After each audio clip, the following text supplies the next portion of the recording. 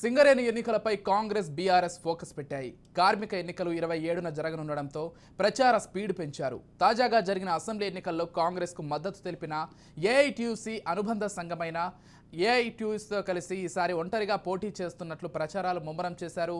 తెలంగాణలో 6 జిల్లాల్లో 11 ఏరియాల్లో మొత్తం 39,790 మంది కార్మికులు ఉన్నారు. 6 ఏళ్ల తర్వాత సింగరేణిలో గుర్తింపు సంఘం ఎన్నికలు జరుగుతుండడంతో గెలుపుపైనే స్పీడ్ పెంచాయి. మరోవైపు బీఆర్ఎస్ అనుబంధ సంఘమైన టీబీజీకేఎస్ యూనియన్ కనుసన్నల్లో ఎన్నికలు వాయిదా వేస్తూ వచ్చిందనే ఆరోపణలు వినిపిస్తున్నాయి. ఫిబ్రవరిలో ఎన్నికలు నిర్వహిస్తే ఉత్పత్తిపై ప్రభావం చూపుతుందని 3 నెలల గడువు కోరుతూ సింగరేణి యాజమాన్యం హైకోర్టును ఆశ్రయించి కాలపరిమితిని పెంచుకుంటూ డిసెంబర్ వరకు ఎన్నికల నిర్వహణకు ఆమోదం లభించింది.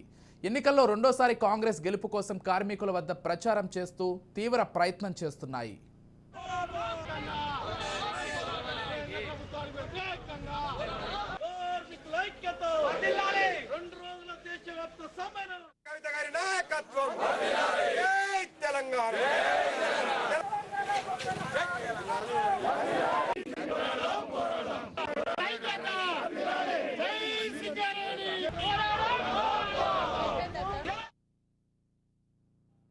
సింగరేణి గుర్తింపు సంఘం ఎన్నికలు ఈ నెల 27 తారీఖు నాడు జరగబోతా ఉన్నాయి.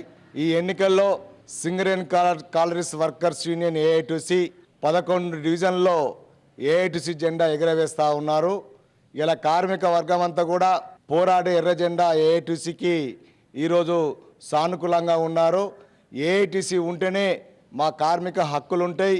ఇలా ఏ ప్రభుత్వాన్ని ఈ ఎర్ర జెండా యూనియన్ ఏఐటీసీ ఎదిరిస్తుంది, అనేక హక్కులు సాధించి పెట్టిందని ప్రగాఢ విశ్వాసంతో ఇవాళ కార్మిక వర్గం అంతా ఎదురు చూస్తూ ఉన్నారు.